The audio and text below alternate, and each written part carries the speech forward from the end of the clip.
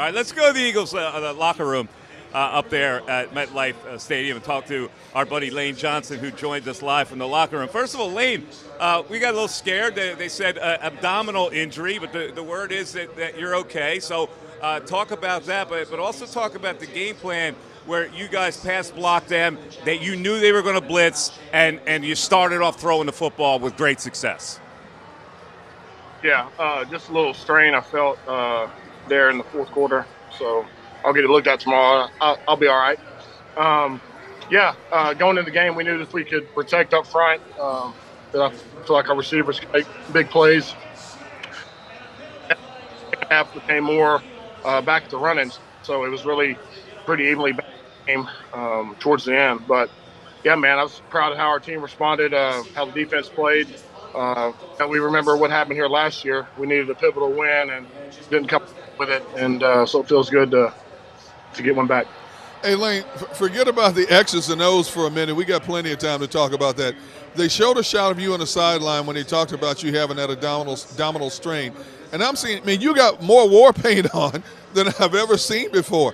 I mean, is that deliberate? I mean, when you talk about baseball players, they talk about how it helps to cut down on the glare in the sun and stuff like that.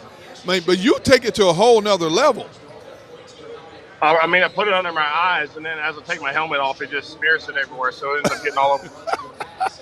I don't know. There's got to be a better way, but it's kind of like finger paint for me. It's something I have doing it on game days.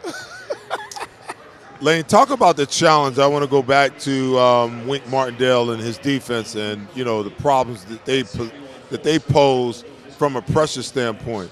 I talked about in the pregame that you guys probably hadn't seen the type of pressure that you'd face today since week one against the Detroit Lion and Aaron Glenn and how he came at you guys. What was the thought going into the game today and how you guys were going to adjust to that? And we knew from watching film that they were a really high-pressure team, consistent with it, and really do a good job of disguising it. So, shout out to Kels picking up those, making the calls, and guys communicating. And for people that are watching, the away games is where, the noise can affect the communication. So it all goes down to that, and I feel like we did a good job with it today. Lane, the numbers are eye-popping. I mean, Jalen with another masterpiece. He's got 20 touchdown passes now, 10 rushing touchdowns. A.J. goes over 1,000 receiving yards. Miles on fire today. He's gone over 1,000 rushing yards. That doesn't happen without great offensive lines, giving him those kind of time to throw the ball down the field and get all these guys in sync to gain all those yards. So, you've probably never played in an offense that's this Piston-like and this dominant. What's it feel like to have this go with you guys being a part of it? Oh, man, it's been a lot of fun this year, but it all goes down to execution every week. It's very easy to lose focus. So, division opponent, big-time game. We needed this one. So, as these weeks wind down, we can hopefully create some separation, get all healed up, and get ready for the next thing. Hey, Lane, the ability of this team to turn it on and off at any given moment, especially on both sides of the football, has been just impressive and in a lot of ways leaves you speechless. 1 week you guys are rushing for over 350 yards. Next week you come right back, you throw for over 350 yards. You come back this week and run the ball for 253 yards. Is there anything that has surprised you about the way this offense has been going about its business all season long? Yeah, it's really the same approach every week. You go into a game as if you're outgunned and outmatched. So having that awareness is big. And then really it goes down to, execution, guys coming in, any types of rotations, making plays and being consistent with it, man. That's the hardest thing to do. So, we have a lot of great guys on our team, a lot of great leaders, old and young. So, I'm excited. Lane, let's stick with the game planning because you guys have just mixed it up the last couple of weeks. I ran the numbers for the previous 3 games, but from you look at today's game and you guys are pretty balanced up. Do you guys ever go into a game? Do you come in on Wednesday or Thursday and the coaches look at you and say, hey, we're going to run the ball this game or we're going to pass the ball this game? Or is it just one of those situations where you're just feeling out the game as it unfolds, and based upon how, you guys think you can attack a defense on a particular day, it kind of goes that way? Because in the first half, you guys came out pass. In the second half, you came out and you just ran the ball down their throat. Yeah. Wednesdays is really our big day. We get in there and start diagnosing what they do, where we feel like we can capitalize. So we knew coming in that if we could hold up front, which was challenging, that, have a lot of good players across the board, that, we can make plays in the back end with our receivers. And then I think, it all goes down to talking on the sideline. So making the adjustments, we felt really we're going to test the waters early in the run game, the second half, just because we haven't really showed it. And then that started hitting off too. Miles making big time runs, guys blocking. That's more than just the O-line. That's receivers and tight ends too. So just a good job by the unit overall. Lane, listen, at this point, how do you guys avoid the Super Bowl hype? Because everybody now is talking about it. You guys have been dominant in most every game except one. And after this game, the other teams that are contenders, people look at, they've been kind of up and down. The Buffalo Bills and the Kansas City Chiefs, they're good teams, but they've shown some slippage. How do you guys prevent, when the whole world is looking at you guys as maybe this team that gets to the Super Bowl, how do you avoid not noticing it or talking about it or acknowledging it? Yeah, it really goes down to controlling what you can control, which isn't a whole lot. I think having a good routine, a good practice schedule is good. And so, our thoughts are is getting healthy, and still maintaining the level that we're at till the end of the season, to the end of the regular season, regroup and get ready for a run. Hey, Lane, was there a statement message in any way, shape, or form this game? Last year, you guys went into the Meadowlands and you basically gave the Giants a game.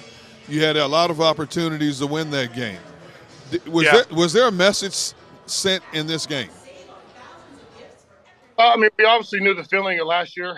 We needed this game. Would have really helped us, and as far as the playoff run last year, and we fell up short. But not really. We didn't need a whole lot of motivation. I feel like sometimes, being emotional can cloud your focus, and you can be uncharacteristic out there sometimes. So, a lot of it's just simple, just going to practice, attacking that, meetings next. But yeah, man, we realize we have a lot of talent, a lot of ability, but we don't want to beat ourselves, and we want to reach our potential. Lane, I don't know how you guys do it living in this era of, social media, because you hear everything, you see everything, you're cognizant of everything that's going on. It's almost impossible to, not have rabbit ears. Quite a few people on ESPN had you guys, even last week at 11-1, not the top team in the NFL, not even in the top two teams in the NFL, which I thought was a damn joke, to be honest with you. So I know the stock answer is, we don't pay any attention to it. We're just concentrating on what's inside. But you can't tell me that, you guys aren't cognizant of the BS that goes on and what people say and how that motivates you. Yeah, I think at the end of the day, there's a lot of stuff that you hear and see, but you can decide how you're going to react to it. So I think, hey, if you need something to use it as motivation, hats off to you. Utilize it. But at the end of the day, man, if you go out there and win games, all that can save a lot, can say a whole lot. So, yeah, man, get healthy, finish strong, regroup for a run, and that's where we're at. All right, Lane, listen, great job again. Next week at the Bears, and then 2 weeks from then, you know what that game is. And so that's what everybody will be looking at. A great job, and we'll talk to you next week. All right, thanks, guys. Thanks, Lane. That's Lane Johnson, the Eagles locker room. Seth, let me ask you this question about, when you're a player, your team is good. You're damn good. You played on some teams, you knew you were good. So this team has to know they're good. How far can you take that? Because sometimes when you're good, you have a responsibility to live up to that every week. Other times it's like, we're good and we don't have to play hard. So how does that work out for a player, the dynamic of that? Well, because it comes down to confidence, and there's a major difference between confidence and cocky. Cocky gets your ass beat. Confidence allows you to do what you know you can do at the highest of levels. Okay, this team, you can tell they're confident. You know, one would say when you look at Jalen Hurts, being stoic, almost sleep on the sideline, and you got A.J. Brown, Quez Walker, and Devontae Smith yucking it up, maybe there's a little bit of cockiness, caught in there. But you look at Jalen, and he's not going to let that happen. You know that Nick Sirianni's not going to let that. Lane Johnson's not going to let that happen. So the whole point about being confident is that you can't do what you do at your best level unless you have confidence. There's only 1,696 players in the NFL. That's 53 men on each roster. And guess what? You want to know what separates them all? Because it's not talent. The talent disparity is so minimal. I mean, minimal to the point where, a guy may be just a little bit better than you. Now, there's the elite players, but when you're talking about the best of the best, the top 1,696 players, guess what? The talent level is not that far off. So then what winds up happening is, what's the overriding factor? The overriding factor is confidence. Because I don't care what players say outwardly, there are some players that have this demon that sits on one shoulder telling them what they can't do, and the angel on the other side is telling them what they can do. And it comes down, for them, it comes down to, which one am I listening to on a particular day? So at this stage, 13 games in, is it impossible not to think that you belong in the Super Bowl? No, because they've got to feel like and know that they are worthy of competing for, a Super Bowl championship. If they don't feel it and they don't believe it, then they won't have the confidence to go out and execute in ways that they need to execute in order to get there. I get it, but do they beleave it? Do you think they believe it now? Come on, I mean, you're 12-1. Sure they do. Okay. What else you believe in if you're 12-1? But the one I mean, caveat is, D-Gun, hold on. Yeah. I never been 12-1. Okay. Yeah. God knows what he's doing when he gives certain people certain things. Because if he would have gave me 12-1, I don't know, I would have acted a plain fool, man. But the one caveat is, you can't get too far ahead of yourself. No, I get that. You cannot. I'm just saying, because that's when you lose. These guys are human too, and they go, man, I don't know. All right, so let's take a break. We'll come back. We have Devin Caney's going to join us with the Diamond Debate, and we did get an answer. Yes, that 2004 Eagles team did go 13-1. So the Eagles have to win next week to match that. It is the Pond Hockey Eagles postgame show. We're live from Ocean Casino. You're watching us on 6abc.com and also on JAKIB Media YouTube. And back after this with the Diamond Debate. Hi everybody, my name's Jason Lombardi. I'm an inspector at DryTech.